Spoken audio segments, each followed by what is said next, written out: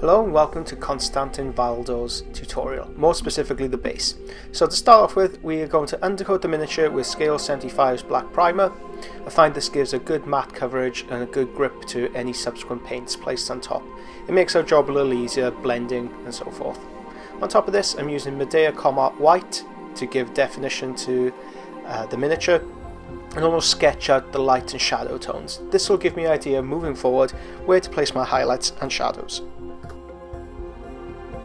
Into the shadows and recesses I will be adding Charred Brown by Vallejo.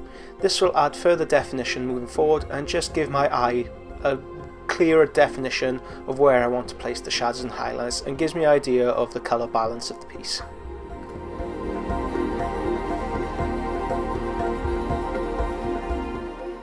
For the remainder of this tutorial I will be using the Stone Grey set available through airbrushes.com. I find this gives me a good range of colours to develop the base. The first colour I'm laying down is Brown Stone, and this is airbrushed across the entirety of the miniature.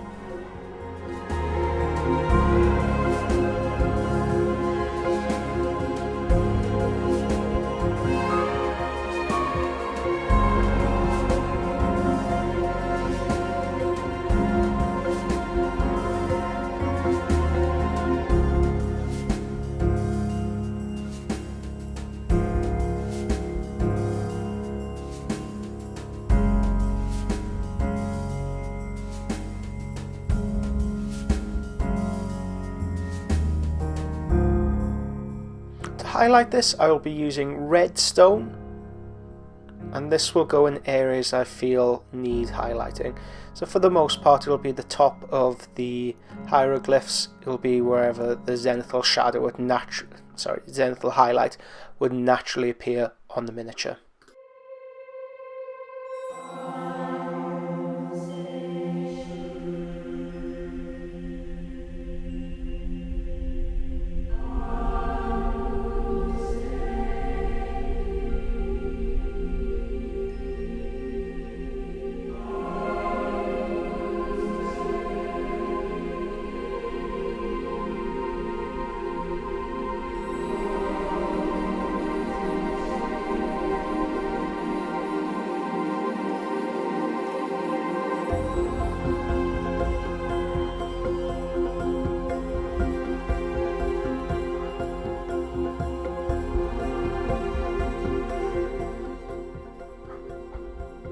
Next I add Green Stone, so this is a slightly lighter colour. I'll be using this to further highlight those marks in the hieroglyphs and in the pattern of the destroyed masonry.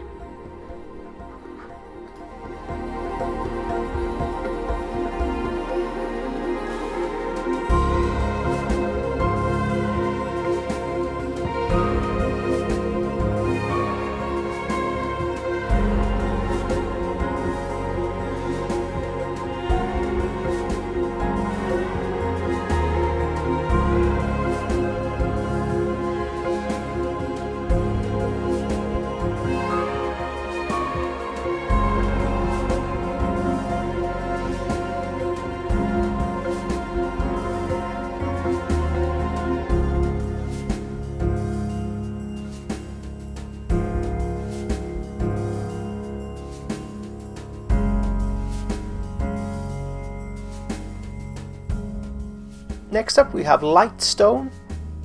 Again, this is thinned with around 40 to 50% thinner from Forge World. I use the Forge World thinner. I find it's the best thinner I've used so far. It can be used across a variety of different paint ranges and it's just very versatile.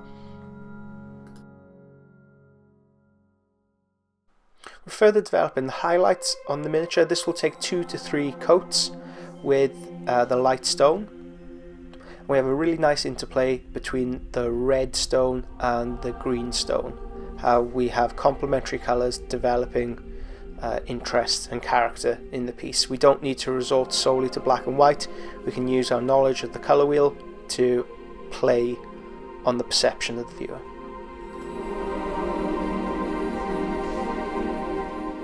For this next stage I will be leaning on the old favourite Hull Red, but I've also spiked it with a touch of purple Intensity ink from the Scale 75 range. I'm developing the shadows here, giving them interest and also darkening them down slightly. I find this gives a much more pleasing overall effect rather than just simply using black or white. Hull Red is a very dark red colour with quite a lot of black in it already, but pigmented with red. By adding purple, we're giving it a little something extra.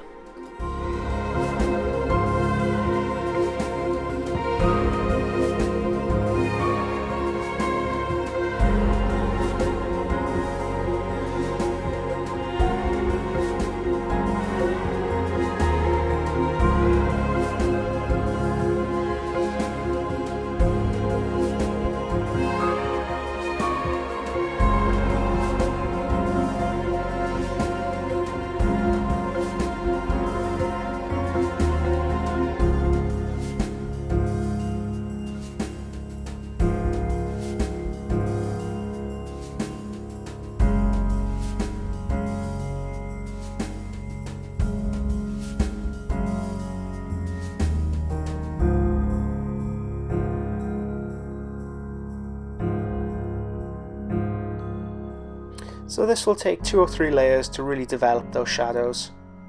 Don't worry about pulling into the mid-tone or into the highlight, because we can always refine this later with our finishing touches with the airbrush.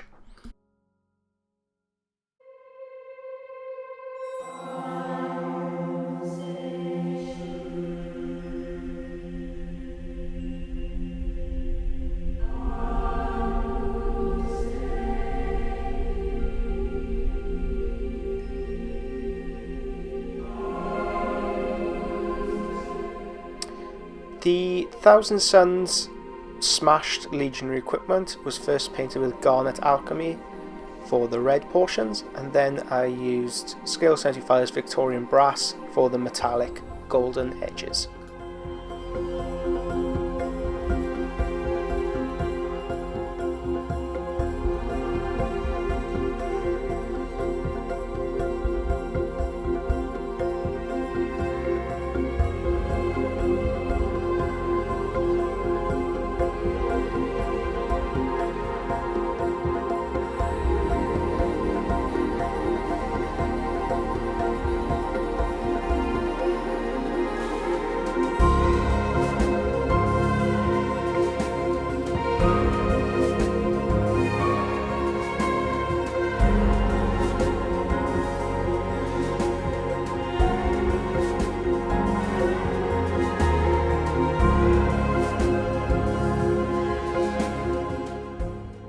For the highlight, I've added Vallejo steel to the garnet, and I'm just edge highlighting and developing the light with the brush.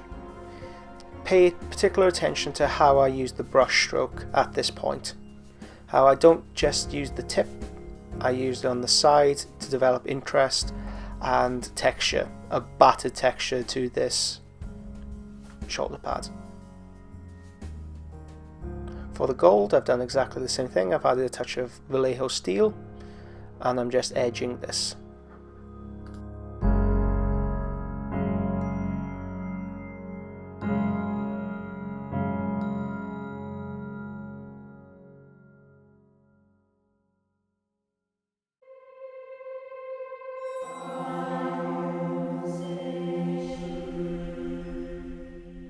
On top of the red, I am using Tamiya Clear. It's probably the best clear you could buy in the market. Has the one with the best pedigree, most usage. I'd highly recommend using this clear above others, just to give that very rich, vibrant, candy coated appearance so often associated with the Thousand Suns.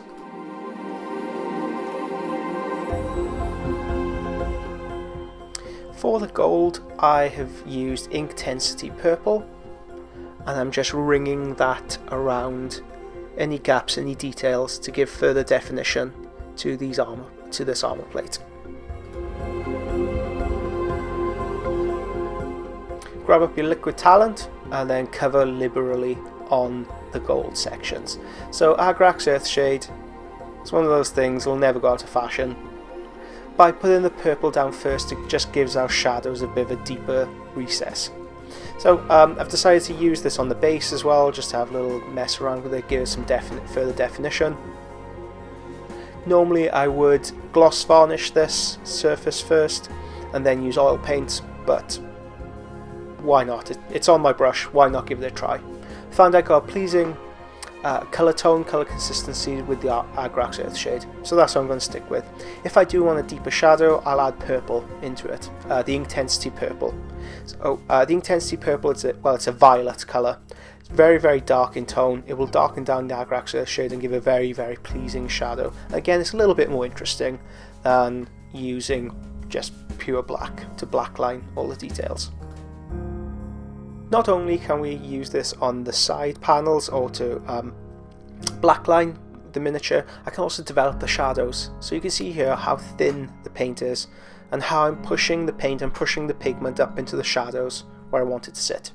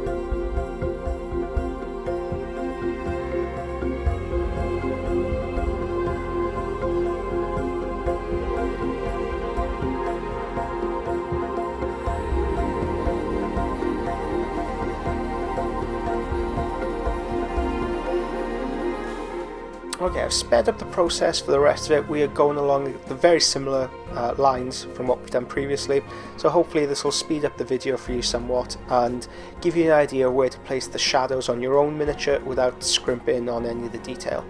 If you do, so this is the first time I've used a lot of speeding up edits in the video. If you find this distracting or you don't really like it, please let me know and I can change it. But alternatively, conversely, if you do like it, again, let me know because I could do with more of my videos. Thanks.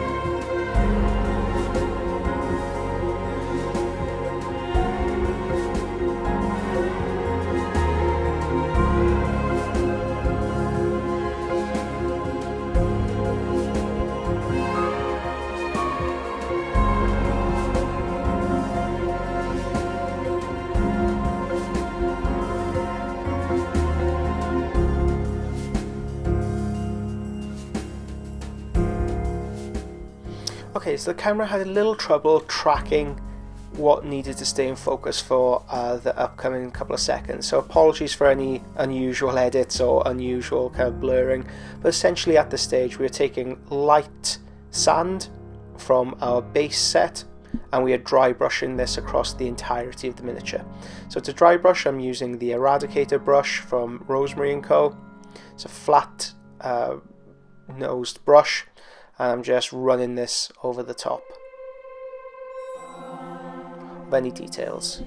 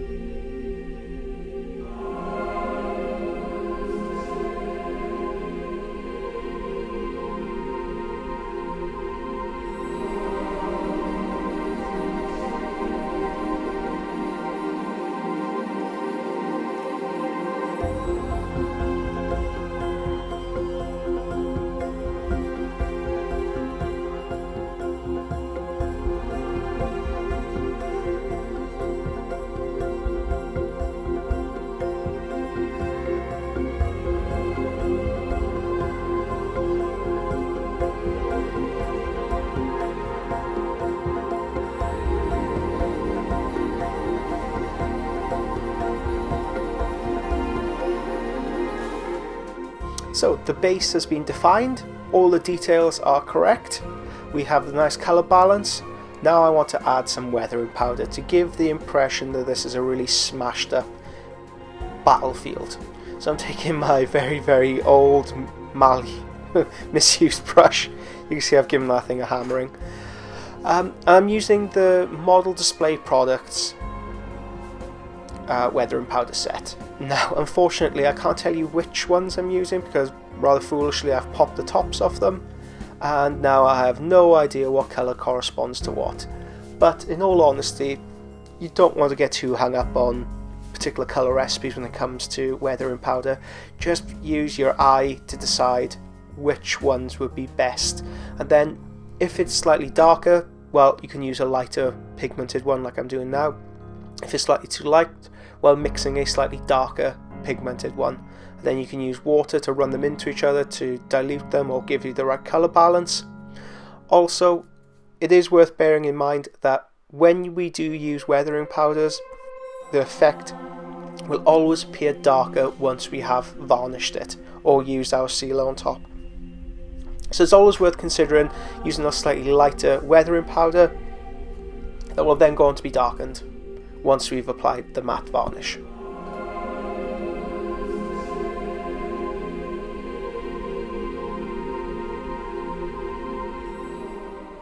So up until this point I've used dry pigment. Now I'm going to mix a touch of water on, well, I'm going to add water to my brush and I will be creating a wash. So I want this to go into all the recesses, into all the gaps, to give the impression that dirt and soot has just worked its way into all these gaps and crevices. So this is simply done by adding water to a brush and then running it over the top of the weathering powder we've put on the base previously. You could also mix up weathering powder wash just off to the side of your canvas. Just mix up some water and weathering pigment and brush it over the top. So this is a really good area to add weathering powder to because there's lots of bumpy details. We've dry brushed it, we've done pretty much what we needed to do with the brush and the airbrush, but we need to give it some grit, some nuance.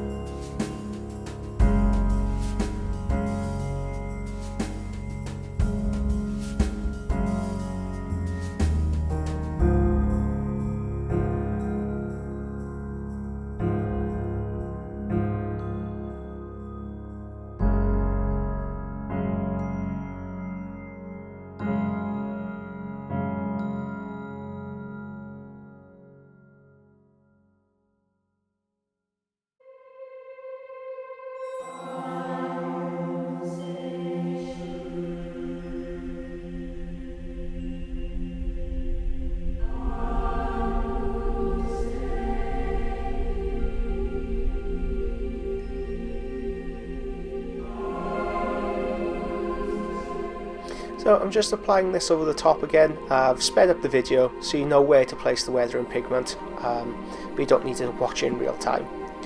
So that's Valdor's base. I'd like to thank you very much for watching the video and being a part of this Patreon. You have no idea how much of a difference this has made to my life. This has been amazing. And I will catch you in the next video. Thank you so much again. Bye bye.